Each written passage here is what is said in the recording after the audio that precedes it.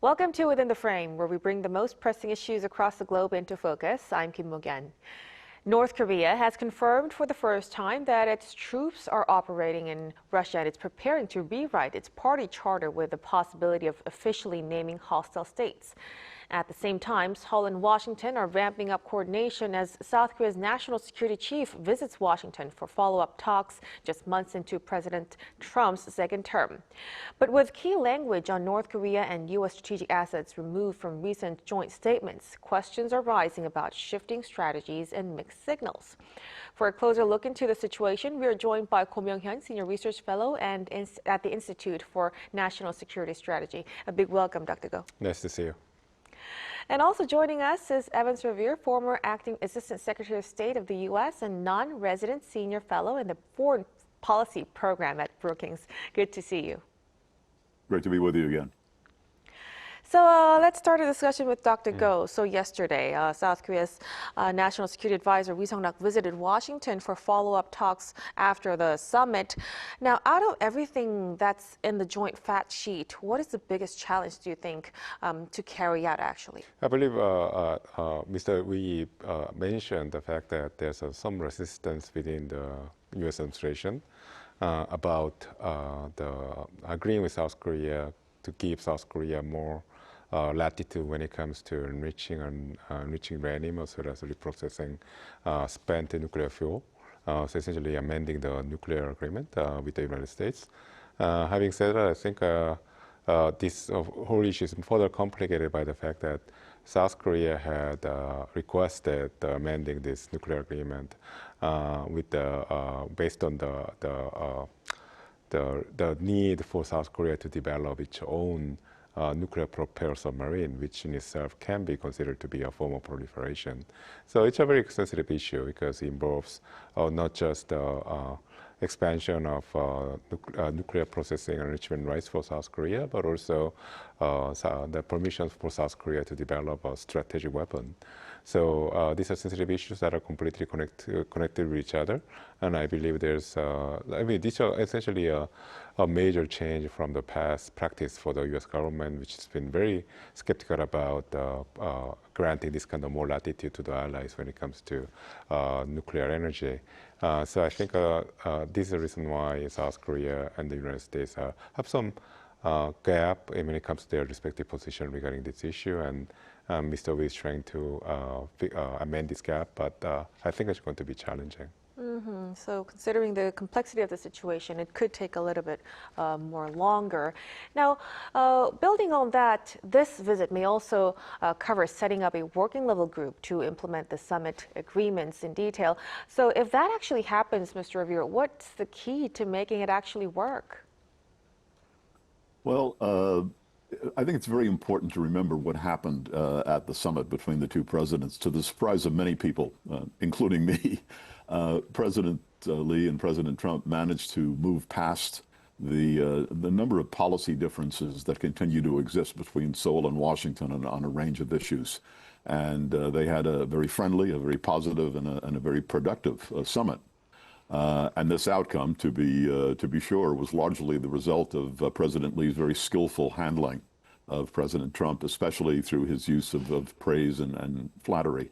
But the fact is that even after a successful summit, the differences and the concerns between the two sides remain, including over not just the matters that my colleague Dr. Go just mentioned, but over things like burden sharing, strategic flexibility, the number of U.S. forces on the Korean Peninsula, the importance of bilateral military exercises, policies towards the PRC and Taiwan, and wartime OPCON transfer, for example.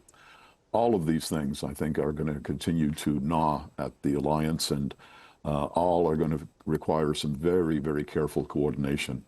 And all of these, I suspect, out of all of those, I think the issue of the future roles and missions of U.S. forces, both in Korea and elsewhere in the region, are going to be a particularly difficult problem, thorny problem to attack. And then finally, and no less importantly, the evident division that we're witnessing within the Korean government over which ministry should take the lead on North Korea policy tells me that U.S. ROK policy coordination on this very important issue could become complicated as we move into the next few weeks and months. So the two should be definitely aligned in many different aspects. Now, we want to point out that this was the first time under the Lee administration for the two sides to begin these follow-up consultations. Dr. Go, do you think this is actually helpful in avoiding policy gaps, and what are the upsides of this regular meeting? No, exactly. This is actually very important because I think the joint fact sheet, which took a while for the two sides to come out with, in fact, doesn't really assign clear authority to who's going to be in charge in realizing what's been agreed in the fact sheet, especially on the U.S. side. So when it comes to Korea, clearly Korea had made a very specific demands of what it wants from the United States, such as the permission to enrich uranium, as well as reprocessing spent nuclear fuel, as well as transferring or get the permission to develop the nuclear propelled submarine. But as I mentioned already, there's some resistance to this idea in the U.S. government. So even though there's an agreement, a consensus at the top level, it's not clear whether at the working level this is going to be carried out within the time frame that South Korea wants. So in that sense, I think it's really what's more pressing for South Korea is to find a structured, essentially communication channel with the appropriate U.S. counterparts in the administration. And so I think and for that to happen, South Korea would have to make many high-level meetings with the appropriate U.S. counterparts in this regard. And I think Mr. Wee mentioned there are three major domains here. That one is, I mentioned already, the energy side, nuclear energy side. The second is the nuclear propelled submarine. And the last one is how to spend the burden sharing issue, what will be the outlay for South Korea when it comes to contributing more to the defense of its own country. So these are three major issues, and as Mr. Revere mentioned, the fourth issue is going to be North Korea. So in this case, in reversal of the previous examples, it's the South Korean side that has to make clear which agency is going to be, which ministry is going to be in charge of consulting with the U.S. counterpart. So all these issues are going to have to be settled in a very short term because there are a lot of pressing issues right now on the table for both sides to resolve. Right, so we really have to have more active discussions on the detailed issues. And now that also brings us to the timing. So these latest talks comes amid the Trump administration's North Korea policy still remaining undefined. And some say it might never actually be officially documented. So Mr. Revere, what is your view on that? Well, to be frank, I think it's fair to say that the United States right now does not have a coherent and firmly established North Korea policy. Right now, it seems that benign neglect, for want of another phrase, has replaced both active diplomacy and focused military pressure. This, quite frankly, reflects the fact that there is a widespread consensus, I think, and one that's growing, that denuclearization as such is no longer a viable or an achievable policy goal. Yet there is still no consensus in the United States and certainly no consensus in the U.S. government about what should replace denuclearization as the core focus of U.S. policy. And I think this strange situation that we find ourselves in regarding U.S. policy also reflects the fact that North Korea has shown no interest in dialogue with the United States and no interest in dialogue with the Republic of Korea. So for the time being, I think the United States' approach to North Korea is likely to be based on a vague hope for the possibility of another summit with the North Korean leader, and probably not go beyond that unless and until there's some sort of re-engagement with the North Korean leader that could stimulate some shifts or changes in U.S. policy. Exactly. Well, without a clear roadmap from Washington, a lot seems to be hanging in the balance. Now, let's shift a little bit to defense, Dr. Go. So at last week's NCG meeting, South Korea's lead role in conventional defense was actually stated for the first time. So do you think it's a sign that alliance modernization is actually underway? Well, yeah, clearly. I think it's interesting, though, that the alliance modernization part of the discussion between South Korea and the United States popped up in the NCG statement. The reason is because the nuclear consultative group statements usually was about sending a strategic signal to North Korea that any attempt of attacking South with nuclear weapons will be met with the ultimate response, which is essentially a nuclear kind. But also there's a message of reassurance for the South Koreans that there will be essentially show of force on the part of the United States by continue to carrying out the rotational deployment of our strategic assets, as well as the reassurance that the United States is fully committed to defend the South against any type of nuclear attack. So essentially the guarantee of extended deterrence. But then none of these statements were included in the latest NCG joint statement. And instead, there's, as you pointed out, the highlighting of the fact that South Korea is going to take the lead when it comes to conventional defense of its own country. So, which echoes the statement about the need for alliance modernization.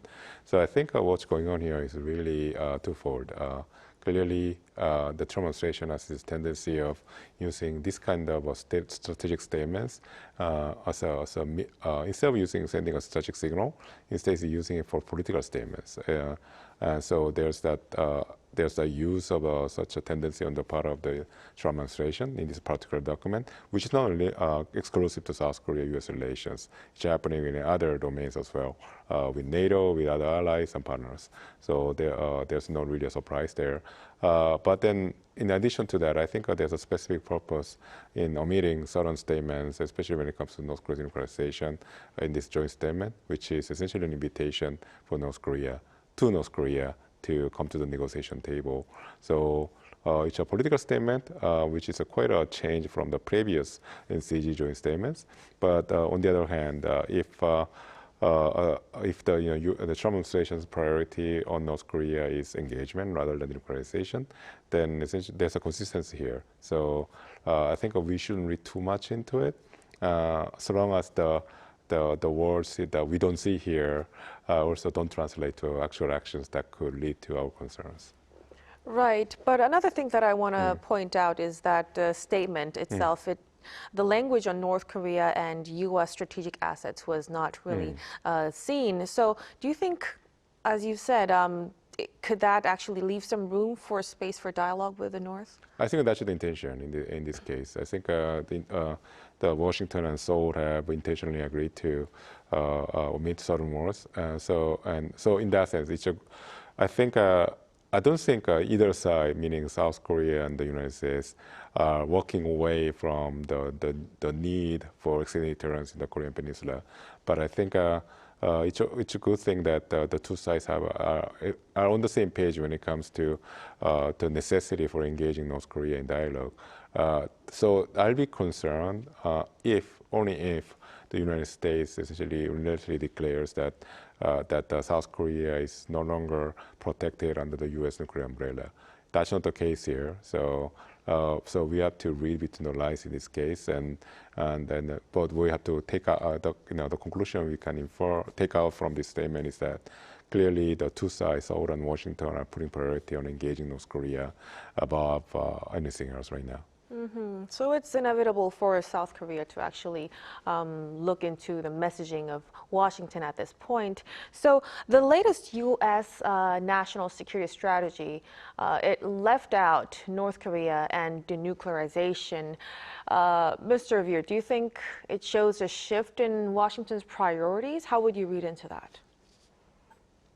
That was arguably the most revolutionary national security strategy document I've ever seen, and I'm afraid it has not been as clearly understood as it needs to be, especially by a number of America's allies and partners.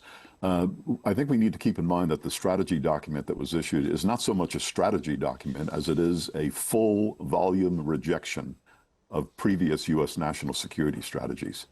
It's a call for a radical shift in how America defines itself and its interests. There were many things that were omitted in this radical and unprecedented document, probably because the authors deemed these matters were all less important than the main goal of the document. So it's not surprising that North Korea and denuclearization were omitted.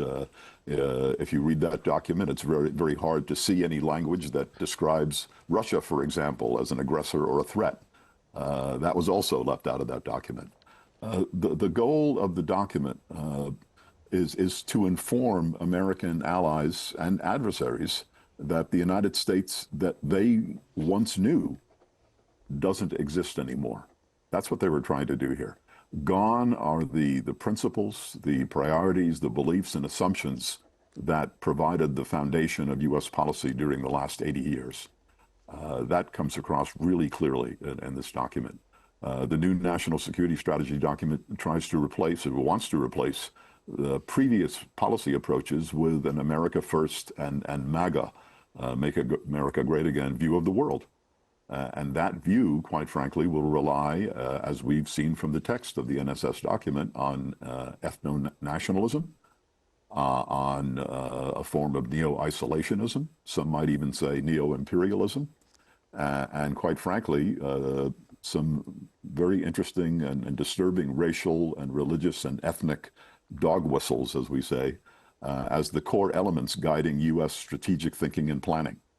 The United States, European and NATO allies are quite frankly aghast at what this document states and implies, especially since the document describes European democracies in an adversarial way. As I suggested, it also fails to define Russian aggression as a threat, and it hints that in the future the United States may ask its allies to defend themselves, while the United States tends to matters closer to home. So with that as background, the bottom line here is that such a U.S. approach would have a profound set of consequences for the Republic of Korea. Right, a very big shift we're seeing and a very strong message to America's allies, including South Korea. So another thing that's concerning for us is the upcoming U.S. National Defense Strategy. It's coming soon.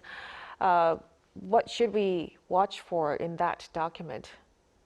Yeah, here, the defense strategy obviously will be an effort to put into concrete terms the overall strategy that was developed in the NSS document. So we should look at specific steps that the defense leadership in the United States takes to operationalize some of those concepts and ideas and the ideology, if you will, that's contained in the NSS document. We're already hearing rumors here in the United States, where I am right now, about command structure changes, downsizing and the number of generals and admirals in our military forces, et cetera, and hints of bigger things to come that could result in some major shifts in how the United States Department of Defense and our military does business around the world. So it would definitely give us a clear picture of, where U.S. defense priorities are really headed moving forward. Yeah. Right, we'll be looking forward to that. But meanwhile, Kim Jong-un actually, he held a ceremony for engineers sent to Russia, confirming that they were deployed to clear mines in Kursk.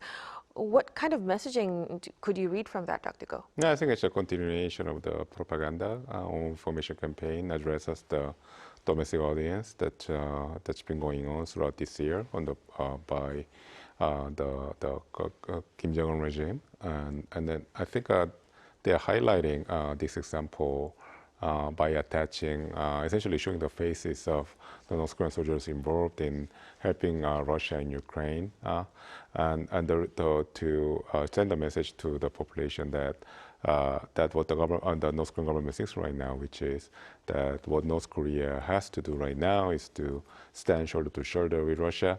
And that's because North Korea is at a pivotal moment in its history, because they are using their relationship with Russia as a stepping stone to become a more influential power.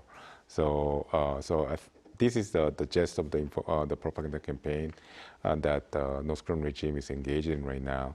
And by telling the domestic audience, by showing the actual individual soldiers involved in this endeavor, that they are essentially connecting the grand narrative of North Korea becoming a major power to the individual level. So to make it feel more alive or more impactful on the population. So this is typical domestic propaganda that's aimed at promoting internal cohesion and to ensure that the population is completely behind the regime when it comes to its strategy to ally itself with Russia and its so-called grander anti-Western front to face up to not just the West, but also the United States. Right. And before we let you go, Mr. Revere, North Korea plans to revise its party charter early next year, and some say it may name 2 hostile states. What are your prospects? I can't dismiss the possibility. Pyongyang has basically written off South Korea as a prospective dialogue partner, and it also shows no interest at this point in talks with the United States. Pyongyang's food, its fuel, technology, diplomatic and security needs are all being met by its alliances with Russia and China and by its growing nuclear arsenal. So North Korea at this point seems surprised if the DPRK moves to further codify that hostility, specifically against the Republic of Korea in its next party Congress.